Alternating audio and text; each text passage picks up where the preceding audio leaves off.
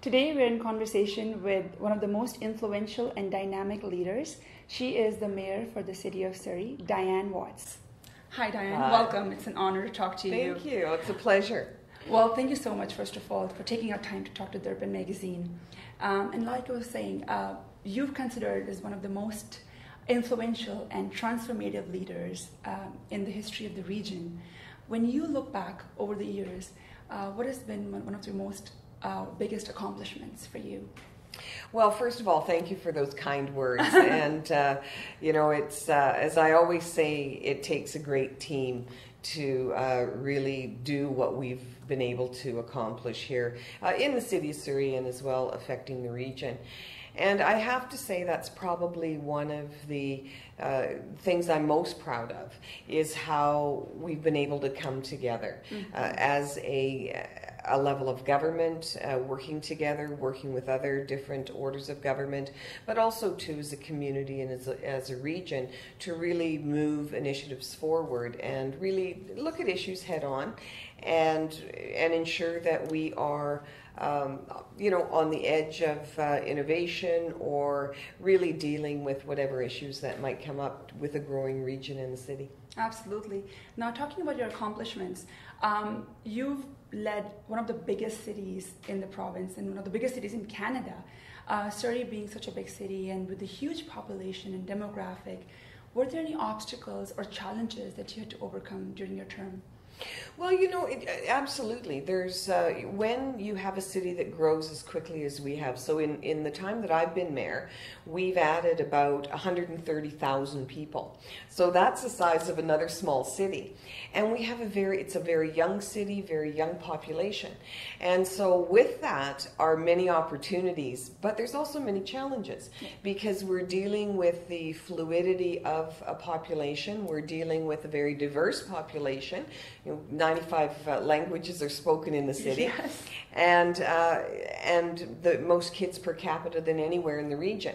So with all of those pieces in play, we've really got to be paying attention to infrastructure, making sure that we're lobbying the provincial and federal governments to ensure that we have the infrastructure that we need, because of course it's under their jurisdiction, whether it's health, whether it's schools, whether it's transportation. So that, I think, has been a challenge, because as much as we want to move forward and have all of these things in place, again, it's dealing with other orders of government that we have to pull along. So that has been a challenge. Absolutely. Now, during your term, you made some significant changes, whether it's the public policy initiatives or the work or education. Was there anything that you feel was not quite finished or not quite completed, or you feel could have been done differently, or you set as a goal but was not quite there? Well, I think one of the things that we've been able to do with our transportation, rapid transit, is really get it encompassed into the plan moving forward. So there's a commitment on behalf of the region that, yes, Surrey and south of the Fraser is next in line for that expansion.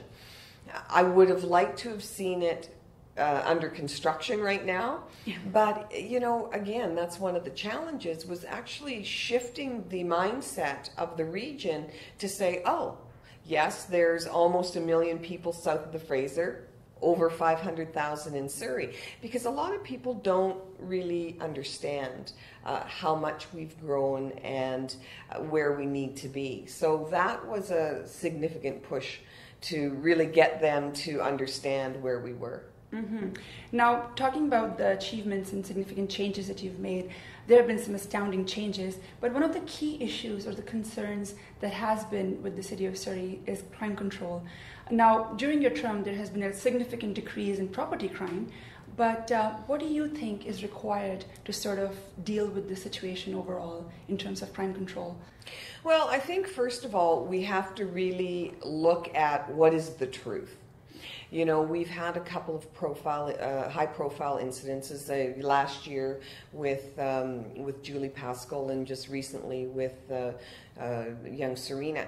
So, you know, and that was last year, and then, like I say, that was this year. So we need to put things into perspective, and I know right now there's an election underway, so yeah. You know, to ramp things up is part of you know, their platform. But I think that it doesn't serve the residents or the city well. Mm-hmm. I think what we have to do is really look at what is actually going on. Mm-hmm. What is the basis in truth, and begin to deal with those issues. So the basis in truth is that we do have a population that have mental health issues. Mm-hmm. We do have a population that have addiction issues. Both of those pieces are, you know, dovetail into crime. So in order to affect change, we really have to have those issues dealt with. And so, and again, it's under the provincial government. But for us, you know, we have our mental health and addictions precinct around the hospital, so we've been able to leverage treatment facilities, detox facilities, and housing. And so, and then there's the element where there are people being placed into our community from other areas in the region.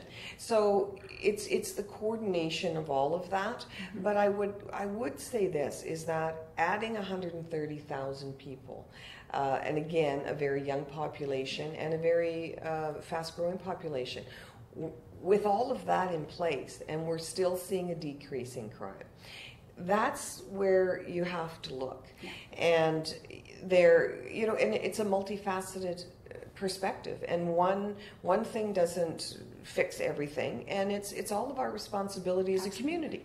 I raise my children here, I teach my children what's right and what's wrong. Mm-hmm. And, you know, I'm responsible for them, and they have to be responsible for their own behavior. And so I think the community has a huge role to play, because, you know, if there's breaking and enterings, or if there's some property crime, usually that's somebody in the community. It's somebody's son or daughter, or, you know. Exactly. So I think that people need to understand that they need to bear responsibility. And it's all three levels of government, because different jurisdictions are in different pieces. You know, so what we can do, and we've done a lot of work in terms of really working with our young people and really trying to change that mindset that, you know, quick money, fast cars is not the way to go. And you know, it's a glorified lifestyle of you know, of either getting into a gang or getting into a lifestyle that's going to cause problems, you know, drug fueled or whatever that might be. And it's really getting to that piece and saying, this is not the way to live. You're either going to end up in jail or you're going to end up dead. Yeah.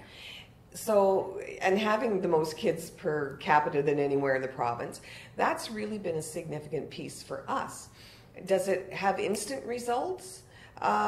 You know, we've seen a bit of a decrease. However, these are long-term pieces. Long-term changes. And we all have to participate. Exactly. Because, you know, us as government, you know, I can't tell your kids what to do or how you should parent, but we can work at it together. And, you know, also the other piece, and we've seen, you know, with this last high-profile incident where a young girl lost her life. Well, you know, that was a high-risk sex offender that was on parole, that should not have been in the community.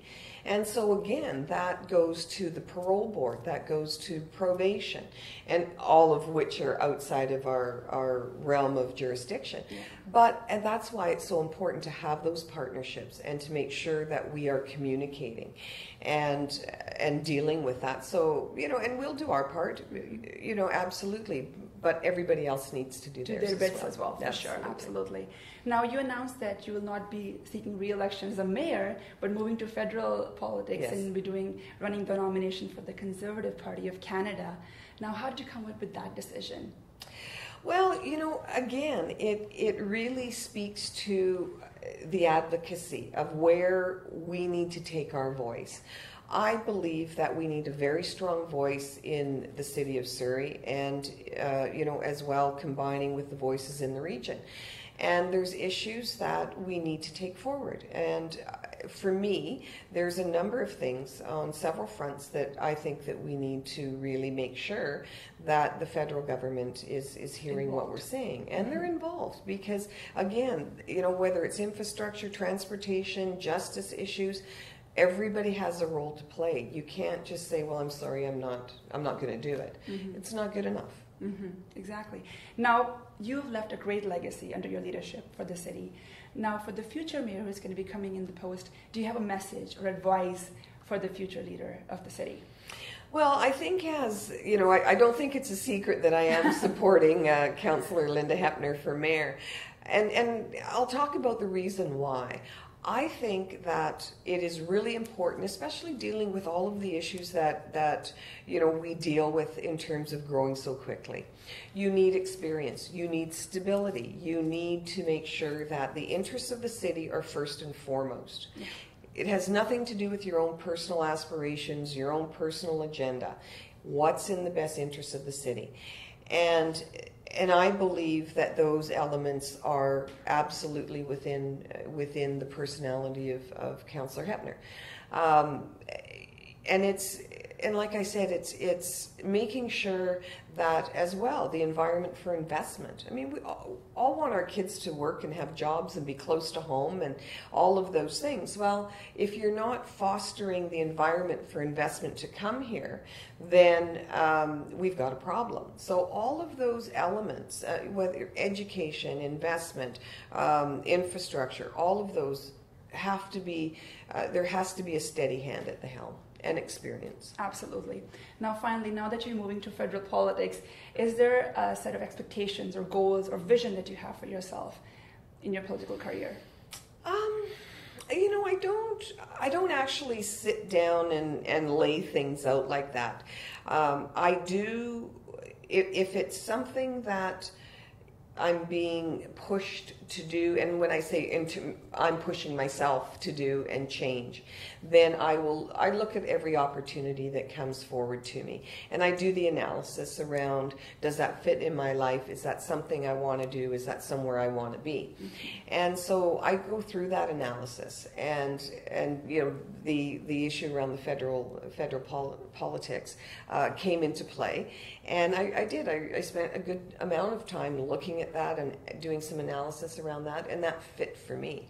So who knows what's around the corner, and I'll just continue to be open to all of the opportunities out there. Well, yeah, for sure. Well, on behalf of Darpan Magazine, we wish you best of luck and Thank good you. wishes for all your future endeavors in your political career. Once again, thank you so much for talking to Darpan Magazine. Oh, my pleasure. Thank you very much. Thank you, Diane.